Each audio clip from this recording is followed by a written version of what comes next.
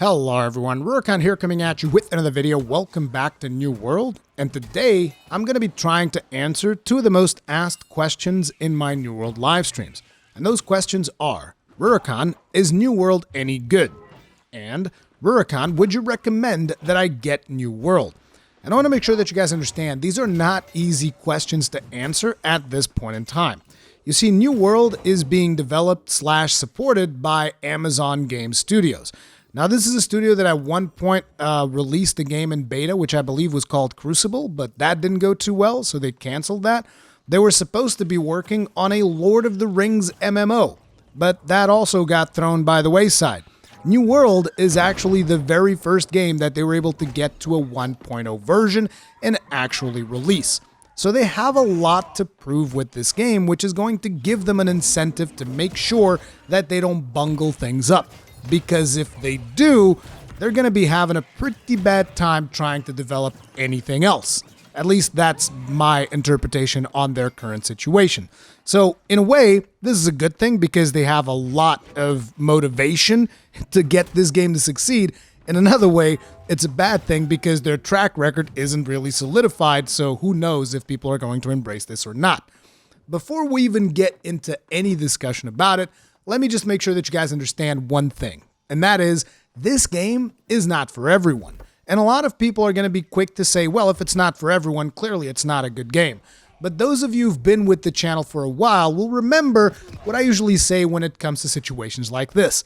And that is, I personally prefer games that specialize on one thing and try to deliver that thing to the best of their ability, as opposed to trying to appeal to a wide audience. And it's funny for me to mention that because even though I say this game is not for everyone, the numbers would say otherwise, because right now we're talking like it's 6:40 p.m. In Europe, and there's 600,000 people playing the game right now. Well, obviously, some of those people are probably stuck in queues, which we're going to be talking about a little bit further in the video, but still, 600,000 people. This is the first week of release of the game, so that is to be, kind of expected. But if you take into consideration that the weekend is over, and that was the launch weekend, which I believe capped off in like 900,000 something, it was kind of like, oh man, that must have sucked for them, like not actually breaking that 1 million, right? 1 million concurrent players, but still, 900,000, pretty impressive number if you take into consideration that just yesterday around this time, which was a Monday, there was about 700,000 people trying to get into the game, and we're not even in like the prime time for the United States. Like, I think that's pretty impressive, and it looks like they're retaining their player base at least on week one, despite the problems with the queues. So there's definitely a lot of interest from people. And so let's actually get into the topics that I want to bring up. So the very first one is obviously going to be the queues. So Rurikhan, is the queue still a problem? Is that still a situation that I need to concern myself as a new player? Yes and no. Basically, the situation here is, if you as a new player, you have friends that are already playing the game, and if they are on an overpopulated server, then you're kind of screwed, because your friends are going to be on a full server. Chances are you're not going to be able to create a character on their server, and even if you do, chances are you're going to be looking at having to deal with these queues because those servers are overpopulated.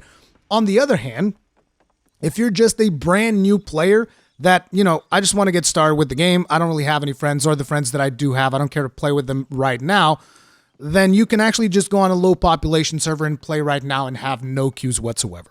Even on Sunday, because I was checking this throughout Sunday, there were still low population servers, despite the fact that was probably the time at which the game had the most demand for players wanting to log in. So even after that big launch weekend, there's still a lot of low population servers and medium population servers for people that just want to get in and play the game. You can totally do that. As a matter of fact, I created an alt on a different server whenever I would see like, okay, I'm not going to be able to play today because the queue is just insane. So I would just go on an alt and mess around and experiment with different things. Now, obviously, this is not ideal, but what is Amazon doing for us? They're going to be providing players with a free server transfer. This is their word, so if they go back on their word, that's their problem. I'm not telling you guys 100% we're going to get free server transfers. This Amazon said they're going to give us free server transfers. So that can also be a problem in and of itself, depending on how, populations are going to stabilize and whatnot, depending on how they handle the whole server transfers thing. But assuming that those go okay, it should help stabilize the population. I myself am looking to exit my server into a lower population server, preferably a server that is not as try-hard as mine, because like my server already has a bunch of people at level cap, and that's a problem in and of itself, because I just want to go to a server where people are a little bit more chill with the pace at which they're playing the game. So that's kind of like the queue situation right now. If you're a brand new player that doesn't have any friends that are playing the game, you're fine. If you're a group of players that don't have any friends that are playing the game, you guys are fine too. You can just log in. You're not going to be dealing with queue problems so long as you choose a medium/low population server. You will be absolutely A-okay. Now, let's talk about the GPUs, because obviously this game has also been frying a couple of 3090s. Now, when it comes to GPUs, I can't really advise you beyond some of the stuff that I've read, which is like maybe cap out your frame rate to 60 or I don't know, however much your monitor supports, just to make sure that the game does not go 4,000 frame rate when you're on the main menu, which I believe was one of the issues. I still don't think that, a $2,000 piece of equipment should be able to just burn because of a wrong software instruction. There should be fail-safes on the hardware side, but that's just one man's opinion, and obviously I don't know enough about it. In case you guys want my feedback on my own experience, like I'm playing on an AMD GPU. I have a 6900 XT on my new PC, and that has been running fine. I haven't seen like tremendously high temperatures or anything like that. I actually played the game in 4K with almost everything maxed out for a long period of time. I've now reduced it to 1440p because I've started to see a little bit of frame dips when the towns were really full of people. And it's like, I've always been a guy that like, give me more frames. I just want frames. I'll take a little bit of a hit in a visual, but still, even in 1440p, the game looks gorgeous. As a matter of fact, I played this game on my laptop at 1080p with all settings on medium, and I still think the game looks really good. So, this is just a pretty good looking game all around. So there are a couple of things that you can do to, mitigate the possibilities of your GPU exploding. But naturally, if you're concerned for your hardware, I would say be careful. Don't take any chances whatsoever. Because, in today's market, getting a new GPU is next to impossible. And if not next to impossible, it is prohibitively expensive. So, that's my thought on the GPU situation. Do with it as you will. Do your own research, due diligence, all of that stuff. Next, let's talk about the business model. This is actually one of the most positive things about this game. I think the business model is extremely friendly to new players coming in. The business model of this game is $40 and you own it forever. I don't know if eventually they plan on releasing, big expansions or something like that, or if they're going to do something like a battle pass or what the situation is. But right now, $40, you own it forever. Play 1 week, don't feel like playing the next one, don't, because you're not paying a subscription fee or anything like that. And you guys are like, okay, so if it's a buy-to-play game with no subscription, how are they going to screw with this, Rurikhan? Well, right now, they're not. Right now, there's only cosmetic items in the cash store. And I want to emphasize the part where I say right now. Because in the past, I've reported on their intent of potentially in, 6 months down the line or something, selling players rested experience and some stuff to make travel easier. And I'm not a fan of that. I think that breaks the spirit of the game, and I really hope they don't go down that road. But, if that happens, naturally, I'll report on it. But as it stands right now, right this instance, there's nothing anti-consumer about this game. As a matter of fact, I would go as far as to say this game is very much pro-consumer, particularly when it comes to stuff like your inventory. Because, other games where you have the buy-to-play model, like Guild Wars and, two MMOs right now that come to mind is Guild Wars 2 and Elder Scrolls Online, managing your inventory is not the easiest of things. And I know that I'm going to have veterans of both games come into my comment section and go like, bah, bah, bah, bah, bah. Actually, if you do it like this and like that. And I'm like, yeah, if you do like a triple backflip into a flaming ring and all of these other things, yeah, sure, I'm sure it'll be great. But I'm talking about the new player experience. And let me tell you, as someone that has played both of these games, Elder Scrolls Online and Guild Wars 2. They're fantastic games in their own right, but goddamn if managing your inventory in both of those games is not a complete and utter goddamn nightmare. Don't even try to tell me otherwise. And when it comes to New World, it's actually pretty good because, you can craft the stuff that makes you carry more weight in the game. It's actually a part of the game itself. You can earn additional storage in each of the towns. And, I just have tons and tons of stuff that I've picked up, and I'm the kind of guy that hoards a lot of stuff, as you guys are well aware, and I've just been hoarding stuff on all kinds of places in New World, and it's fine. And I've never felt like, oh my God, I have to I gotta sell this thing, do that thing, do the other. I never had to think too much about my inventory. It actually feels pretty good. So, overall, I think the business model, at least at this point, is pretty solid. Whether they're going to screw it up in the future or not, I don't know. I can't see the future. I'm not a seer. But if they do, I'll be sure to report on it, as I usually tend to do when I play games like this. Now, what about the game itself? I'm currently 75 hours in or so. My character is level 34. And I'm still enjoying the game quite a bit. Now, you guys might be quick to point out, wow, 70 hours and you're only level 34?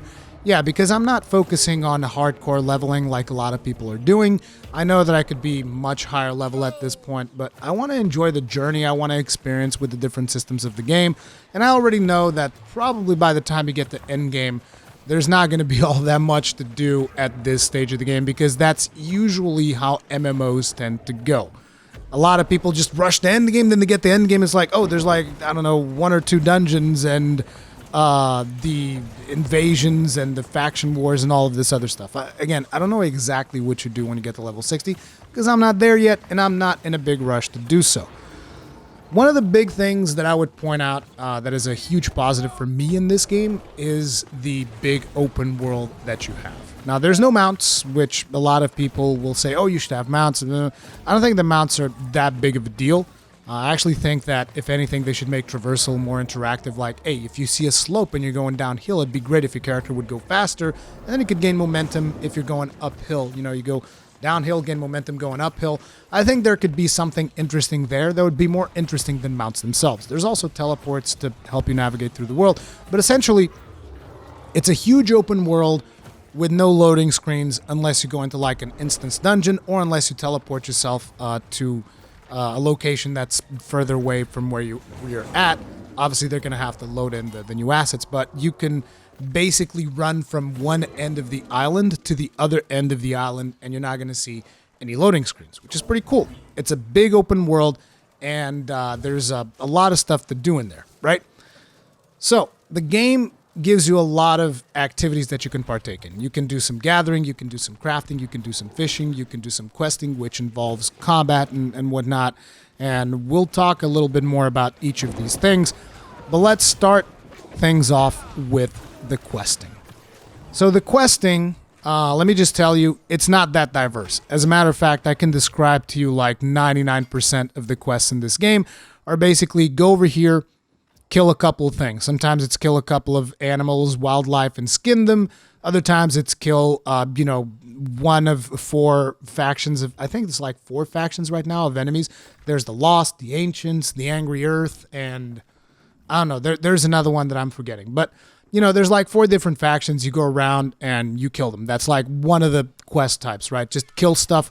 If it's wildlife, sometimes it might also include you have to skin them in order to get a specific item. Sometimes it's kill them and loot something. And then other times it's find these items, which are usually hidden in boxes in a specific area. And that's 99% of your quests. Now, there's also some quests in town boards, which these are things that actually contribute to the development of the town. That might request that you deliver materials like, oh, bring me 200 lumber or something like that. Bring me 250 water. Bring me, craft me some armor. There's also quests like that, but those are mostly for the development of the town itself. Because the quests that have you going out are usually just that. Attack a couple of targets, find a couple of things in boxes, and skin a couple of other targets. And that's it. If this sounds like it will be very annoying to you, then this is not the game for you. Let me tell you. I've done a lot of these quests.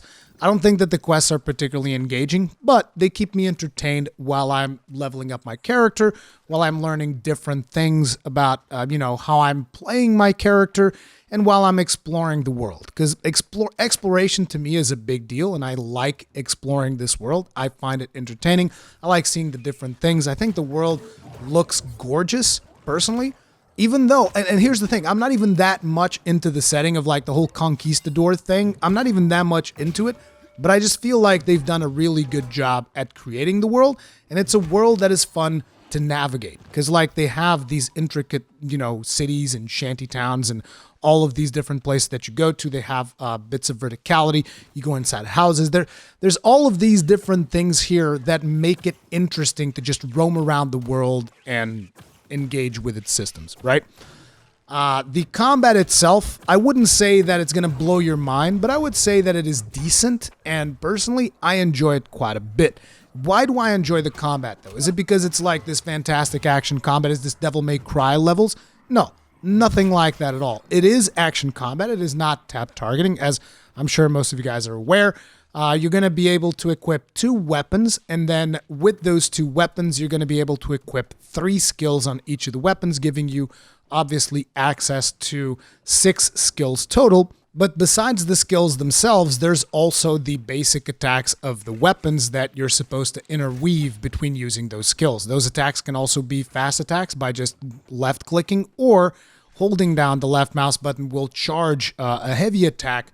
And, there's obviously going to be skills that take advantage of, either using the light attacks or using heavy attacks. There's passive skills in the weapon trees that will allow you to take advantage of this, as well as, obviously, certain skills synergize well with one another. Certain weapons will synergize better than one another. And that is one of the really cool aspects of the game, because, you see, there's no classes in New World. This is a classless MMO, so your class becomes, what equipment did you equip? Do you go for heavy armor? Do you go for light armor? Do you go for medium armor? And all of this is going to give you different bonuses. There's like a weight situation with the armor that you have equipped. If you're in heavy armor, then you're going to be able to inflict more CC. If you're in lighter armor, then you're going to be able to deal more damage. Naturally, heavy armor also comes with more protection. Lighter armor comes with less protection, but it improves your dodge, which you actually get a dodge roll. If you go to medium, you only have like a sidestep. And if you go to heavy, then you have an even smaller sidestep than medium. So there's a balancing act there just with the armor that you equip. And that is like the first step in creating your class. The next step is like, which weapons am I going to use? That is another thing about building your class. Oh, shall I go with a musket and a rapier? So that would be like a class in and of itself. Some people are calling this the musketeer build, I believe. Should I go with a hammer and an axe? Again, that's another class. Should I go sword and shield and hatchet? That's another thing that you can do. So there's a lot of variety there. And at this point, I believe that build diversity looks extremely promising. But it is important to emphasize at this point, like I said, I'm level 34, so I'm still not at endgame. I don't know what endgame even looks like. But, when I get to level 60, I'm hoping that some of these builds remain viable as opposed to them fondling you down. It's like, no. If you're at level 70, you have to use hatchet and something else or whatever, right? I don't know what that's like at this point. But right now, it is very promising. To give you guys an idea, I started things off by playing as a tank, but I was actually not vibing too much with tanking in New World. I'm not exactly sure what the deal was with that, but I ended up swapping and trying to do a healer, but I didn't just do a healer, right?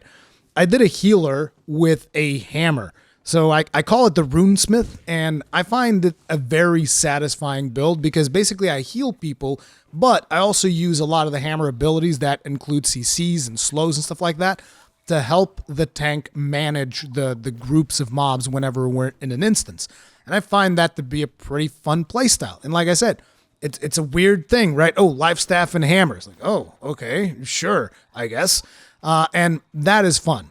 Figuring out the build that you want to play is fun. And there's a lot of weapons. There's a lot of different scaling of weapons with your stats and whatnot. There's a lot of experimentation there to do different builds. And guys know that that is something that I personally really like. But like I said, the combat is decent. It's not going to blow your mind. So what else is there for you to do? You got gathering. Gathering is very satisfying because I'm sure you guys have seen, you go up to a tree, you chop a tree, you see the tree fall down with physics and whatnot. It feels good. It's a feel-good thing, right? You chop that tree down. You go up to a mining node, you mine the node, you see the little wheel spinning, and you go, oh, you leveled up your mining. You got this amount of ore, and then you can go back to town and use those materials to craft new things. Most of the stuff that I'm using in terms of like tools and whatnot, these have all been crafted by me. So it started off by, I'm using flint tools at the very start. Now I'm using iron tools because I leveled up my engineering to be able to do better tools. Now I'm using steel tools. And, you keep evolving your character as you level up different gathering and crafting skills. There's also fishing in the game, which personally I really like. I think fishing is a lot of fun. You haven't seen me do a ton of fishing in streams because I think it'd be boring for people to watch me just sit there and fish for 4 hours, but it is something that I find very satisfying. I think there's something about the fishing in this game that is pretty cool.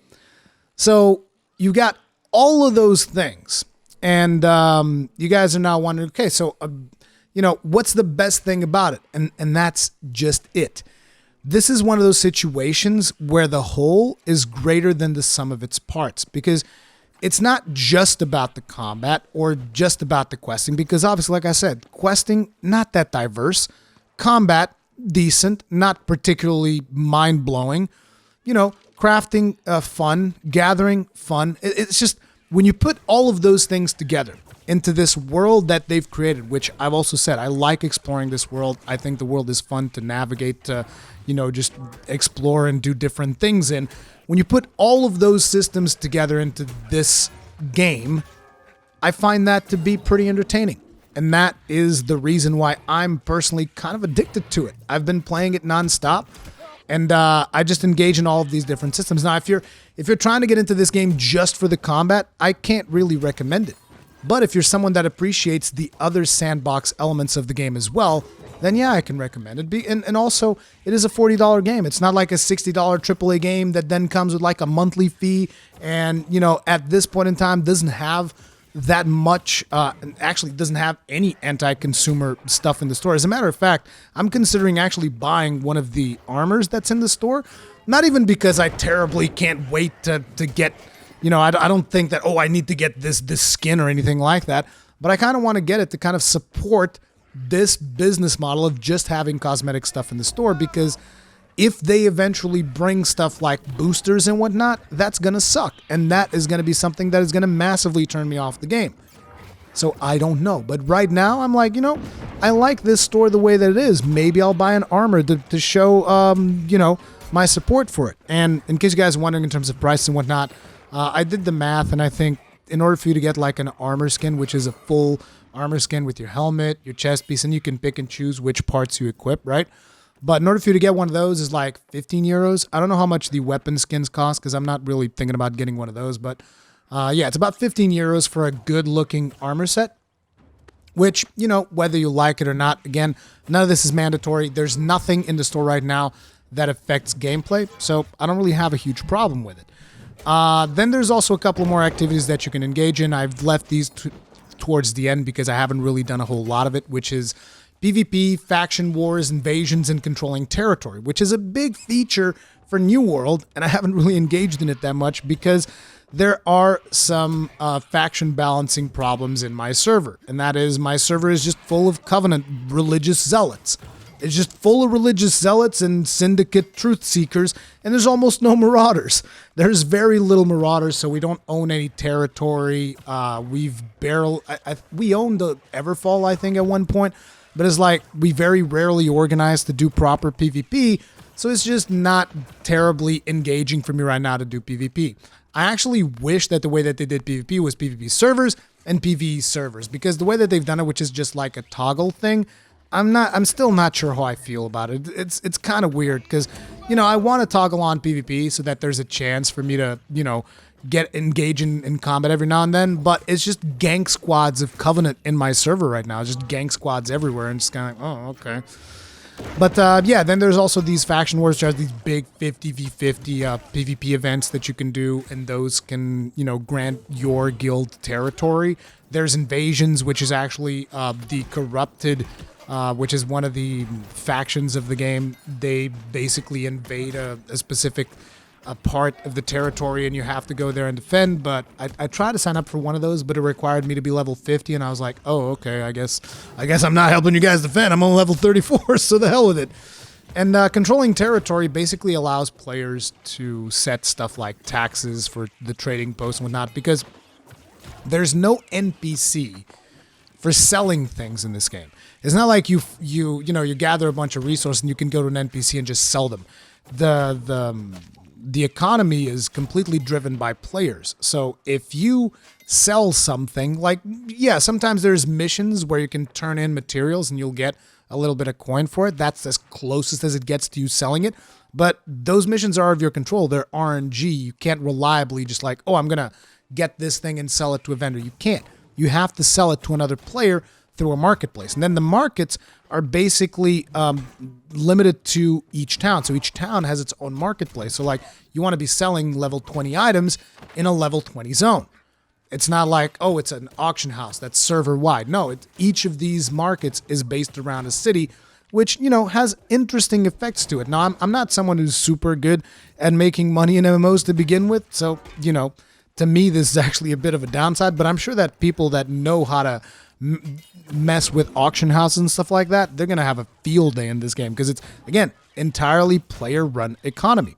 And finally, another activity that you can engage in is expeditions. And this is actually one where I want to do a video kind of dedicated to it. Because as you guys are well aware, when it comes to World of Warcraft, one of my favorite content to do is the 5-man dungeons, the mythic pluses, all of this stuff. This is stuff that I like. So naturally, expeditions is just kind of that. It's instance dungeons that you go in with 4 other players and you just do the content. And those so far have actually been very interesting, particularly the second one that you do, which is Starstone. I really like that one. I thought that one was pretty good because it's got like these lasers and these traps and you have to kind of like work as a team to navigate the instance. I found that one pretty satisfying. But again, this is still very early stuff, so I have to, get in and do some more expeditions, but there's not that much in the game right now. I think there's like 6 of them or something. I think that the next expedition that I can go and do will be at level 45, so that's definitely going to take me a while before I can go ahead and do that one. But so far, though, that is some of the content that I'm really enjoying. But yeah, that is New World as of right now. Like I said, 75 hours in. I'm enjoying it. I can see myself pouring quite a few more hours into this game. I'm curious to hear what you guys feel like. If you guys have been playing it, if you are not playing it, let me know what your thoughts are on it. I basically made this video to give you guys my thoughts on it and to provide you with as much information as I possibly could of my experience throughout the game so far, so that you guys can make your own decision. Because like I said, this is one of those situations that I can't just like, yeah, sure, get it, easy. Like, just get this thing, you're going to love it. Because, again, it's not for everyone. If you enjoy the sandbox elements, if you enjoy engaging in more than one of the systems that I talked about, yeah, you're probably going to enjoy it. If not, if it does not seem like it's for you, then definitely don't get it. Or maybe, check in later once they've added more quest diversity. I've heard a lot of people talking about, oh, what about raids? Are there raids? And no, there's no raids right now. There's expeditions, which I think is the closest thing to raids, and then there's the PvP aspects of it, which I'll try to report some more about that when I get more experience in. Hopefully I'll be able to transfer out of my server to a server that is a little bit better balanced from a faction standpoint, but we'll see how that works out in the future. Anyway, if you guys enjoyed the video, hit it up with a like. If you did not enjoy this video, hit it up with a dislike. Feedback is important. As per usual, stay strong, stay safe, keep your shields up, and I'll see you guys in the next one.